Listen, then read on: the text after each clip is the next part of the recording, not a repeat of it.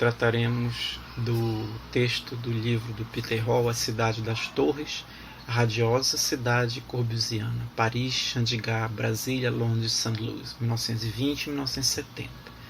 O texto dá continuidade às propostas para a resolução dos problemas habitacionais nas cidades construídas a partir da primeira metade do século XX. A atenção se volta ao trabalho do relojoeiro, filho de relojoeiros, na verdade, o suíço Charles-Édouard Jeanneret, ou conhecido como Le Corbusier, no planejamento urbano e na arquitetura moderna. O Le Corbusier é muito conhecido, principalmente pela sua obra de arquitetura, mas aqui nós vamos observar mais a ação dele no planejamento urbano. Há um comentário mais geral sobre os seus resultados, alguns bons, outros questionáveis, quando os ruins são muito catastróficos. Da França dos anos 20 para o mundo, as ideias para o planejamento de moradias para a classe trabalhadora vão ao encontro do que nós estamos discutindo na disciplina de Tarot 2 em relação à questão da moradia. Há uma tradição, digamos, há um antecedente interessante a partir do que Paris tem sido alvo de várias intervenções, né? A ponto de que, seja Luís XIV, Napoleão e Haussmann, havia sempre aquela ideia de que Paris poderia ser melhorada ou que teria condição de um projeto de reação a uma cidade existente, em que talvez Le Corbusier tenha trazido um termo que, colocado de forma um pouco irônica, que seria genebrizar Paris. Seria a condição que havia em Genebra, na Suíça, para dar continuidade a essa tradição de intervenções em Paris. Aqui nós temos o principal esquema em que se traduz o primeiro pensamento de Le Corbusier em relação à Vila Radiosa, traduzindo para o português. O que é que nós temos aqui? Uma setorização baseada principalmente nas premissas da arquitetura moderna, da Carta de Atenas, do Cian, em que nós temos uma área central onde estão localizadas as habitações. A partir dali nós temos áreas para hotéis, a questão da rodovia, o business center, ou seja, o centro de negócios, e saindo para cá as cidades satélites. No extremo oposto nós temos, após a área habitacional, as fábricas, as áreas de depósito e a indústria pesada. Como nós podemos ver, uma setorização bastante rigorosa, né, e que vai trazer uma proposta de sistema viário que articula o quadriculado com vias que vão cortar essa situação pensada. Na verdade, o plano em que ele propõe para Paris, o plano Voisin de 1925, difere da unidade de vizinhança pensada. Porque os aeroplanos voam uma cidade que aqui é verticalizada. O plano para Paris é justamente a construção de 18 edifícios de 700 pés ou 213 metros com 78 pavimentos. E propõe demolir a maior parte de Paris. Para quê? Para alcançar grandes áreas livres, com altas densidades populacionais, e uma unidade de vizinhança em que a grande questão é a separação entre veículos e pedestres. É mais do que a gente poderia chamar de uma cidade de classes. Se antes Paris era o local em que havia uma justaposição de ricos e pobres, Corbu, o apelido do Le Corbusier, pregava uma separação, dando atenção para os dois lados, apartamentos e casas, o que demonstra um planejamento centralizado, na medida em que determina essas condições. Aqui nós temos uma maquete do que foi proposto por Le Corbusier para Paris. Nós temos aqui a Île-de-France, onde está localizada a Catedral Notre-Dame, para você ter uma ideia da escala em que a proposta dele altera absolutamente todas as pré-existências em Paris. Na verdade, é um plano visionário, né, em que se baseia principalmente na construção de edifícios altos e uma modificação bastante profunda no que se refere à ocupação da quadra. Você percebe que a edificação está livre na quadra. É bastante diferente da quadra tradicional, logo ali demonstrada, em que há uma organização mais tradicional, ou seja, as edificações voltadas para as ruas, com os fundos para o meio do lote, e para o meio da quadra, desculpe, com uma coerência entre o lote. Aqui o lote ele absolutamente perde o sentido, né? Aqui mais uma representação para mostrar a diferença que o plano tem para a localização de habitação para operários. Aqui as torres de escritório, as áreas verdes em meio às habitações e os eixos viários. As torres de escritório elas estão concentradas, mas elas também estão zoneadas, estão localizadas em uma área bastante específica em que possui uma praça central. Mas das criações de Le Corbusier chama-nos muita atenção a Unité d'Habitation de 1952, construída na cidade de Marseille, que vai servir inclusive de inspiração para as construções de Lúcio Costa em Brasília. Embora não faça parte de um conjunto maior, como é o caso do Plano Voisin de Paris, é interessante observar porque é uma edificação que foi efetivamente construída, né? Chama muito a atenção a questão da situação das unidades, em que, para poupar, você tem andares alternativos em que o acesso do hall ele serve para atender dois apartamentos, em que as áreas elas acompanham o pé direito duplo de um deles e a área central da escada e eventualmente dos corredores vai ser mais utilizada. Tá? Por outro lado, você vê as linhas aparecem novamente. O único projeto urbano de Corbusier construído foi a capital do Punjab, na Índia. Ele troca do estilo urbanístico que antes existia pelo arquitetural, afinal ele é um arquiteto e não um planejador, ou seja, a ênfase do projeto da cidade é uma visão de arquitetura, né? Então, aqui nós temos o esquema de Punjab, em que se refletem as ideias do Plano Voisin, agora incorporando as facilidades governamentais, o centro da cidade, o Capitólio, as residências e as indústrias. Ou seja, fazendo uma comparação com a ideia, né, do Plano Voisin, você vai ver que se repetem as sucessões.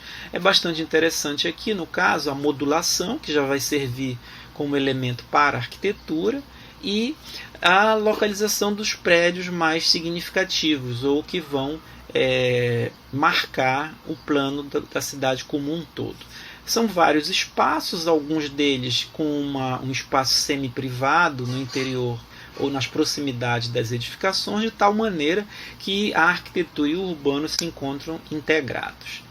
Além disso, essa cidade ela se mantém com alguns problemas que nós vamos verificar nas cidades modernistas, principalmente pelos espaços ociosos ou pelas transformações que vão acontecer nos pilotis, né, que são agora mais superocupados, enfim, mas que vão atrair e garantir a continuação da vida urbana nessas áreas. Agora nós vamos falar de Brasília, a cidade quase corbusiana. É importante enfatizar que a cidade de Brasília não foi objeto de um projeto de Le Corbusier, pelo contrário.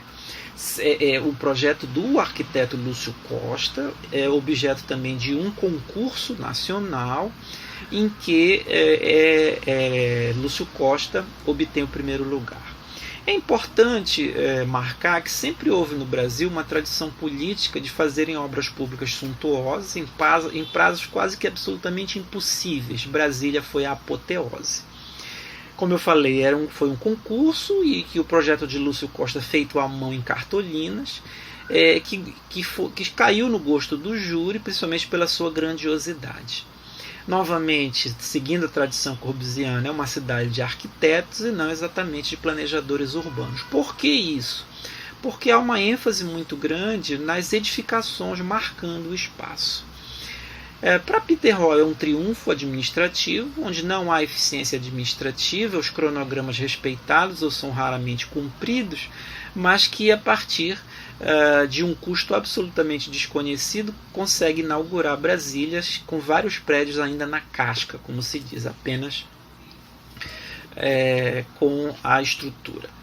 É muito marcada por rios de pedestres que driblam a morte saltando por entre os carros em alta velocidade na Avenida Central. Ao lado da cidade planejada, é importante dizer que cresceu uma cidade não planejada a partir dos canteiros de obras. Aqui nós temos um esquema do desenho de Lúcio Costa. Nós vamos ter, digamos, uma interpretação da setorização que já vinha sendo trabalhada por Le Corbusier, que nós temos as edificações dentro do chamado plano piloto, na área residencial. O centro é o distrito, é a área administrativa, e na parte superior norte, onde nós vamos ter a acessibilidade da estação de ferro, e ao sul um lago artificial que garante uma amenização para a seca de Brasília. O que vem de Le Corbusier? Principalmente a separação de usos, né? E também a questão das edificações mais representativas. Aqui, como curiosidade, nós temos alguns projetos que perderam no concurso de Brasília. Aqui o de Midlen e Palante, né, que é uma cidade mais tradicional, você vê que ela está invertida em relação ao Lago Paranoá, norte e sul, e também a proposta de Cascal de Artigas, Vieira da Cunha Camargo e Almeida, que propõe um desenho mais ortogonal e tradicional. A cidade moderna de Brasília, aqui nós temos algumas questões que são trazidas por Le Corbusier que nos ajudam a entender, né? É importante observar que a arquitetura moderna, desde o início, foi pensada como a principal aliada na solução dos grandes antagonismos da sociedade capitalista, que seria capaz de reorganizar uma ordenação do espaço. Ou seja, Le Corbusier está prevendo algo contra alguma relação da revolução, que reações seriam alcançadas em função da supremacia desse modo de produção capitalista. Mas a racionalidade de tal espaço abstrato estava diretamente vinculada à racionalização capitalista da produção, à serialização, à moradia mínima, ao zoneamento urbano. Ou seja, ao mesmo tempo que há uma ideia de que Brasília possa trazer uma nova condição para a localização urbana, a própria racionalidade que lhe é impressa traz consigo elementos que garantem a continuidade de vários processos já muito característicos da arquitetura moderna e que passam para a questão da cidade. A forma da cidade é que a torna máxima a renda imobiliária urbana, ou seja, os ganhos imobiliários que acontecem até hoje em Brasília se deve justamente pelas condições que a arquitetura moderna trouxe para a cidade. O texto também chama atenção para a chegada das ideias de Le Corbusier à Inglaterra, nos anos 30. Diante da necessidade de reconstruir rápido e eficientemente as cidades bombardeadas, assim como derrubar os cortiços, que nós já vimos lá na Cidade da Noite Apavorante, a solução vertical ela é pensada também para isso. Os prédios de apartamentos são contra o ideal de vida urbano-rural, uma mudança radical e nefasta. Os arquitetos ingleses da Architectural Association, uma escola londrina de arquitetura, são impermeáveis a considerações de ordem econômica ou humana. Os projetos da nave terrestre de 2 km de comprimento, 500 metros de altura e 200 metros de largura são discutidos e são pensados principalmente para os novos projetos de assentamentos chamados serpentinados, já que garantem aquela continuidade por meio da arquitetura, são construídos em Glasgow, na Escócia. E nos Estados Unidos, a remodelação urbana também tem influências das ideias de Le Corbusier, com a Lei de Habitação de 1949 e suas emendas, que pregam por mais densidade e menos espaço de convívio. A habitação popular é tido como um expediente temporário em favor de uma pobreza digna. Também é importante chamar a atenção que a remodelação urbana nos Estados Unidos principalmente são voltadas para a reurbanização de áreas centrais comerciais nos limites do centro urbano. Um dos exemplos mais interessantes é o caso do conjunto Pruitt-Igoe, em São Luís, do arquiteto Minoru Yamazaki, de 1951, em que várias superquadras, muito semelhantes ao plano piloto de Brasília, só que numa dimensão muito menor, já que são edifícios de 11 andares, foram construídos nessa cidade. Esse conjunto, posteriormente, foi demolido completamente devido ao interesse imobiliário e também em função dos problemas de delinquência juvenil que passaram a acontecer nas áreas ociosas, nas áreas que ficaram no meio entre as edificações. Qual seria então o legado corbusiano? A cidade das torres é satisfatória para a classe média, mas péssima para os menos favorecidos. Principalmente porque a verticalização da cidade, como forma de exploração da terra, passa a ter uma justificativa técnica desprovida de discussão social e que vai exatamente trazer dificuldades dessa população ter acesso a essas novas condições de construção em altura.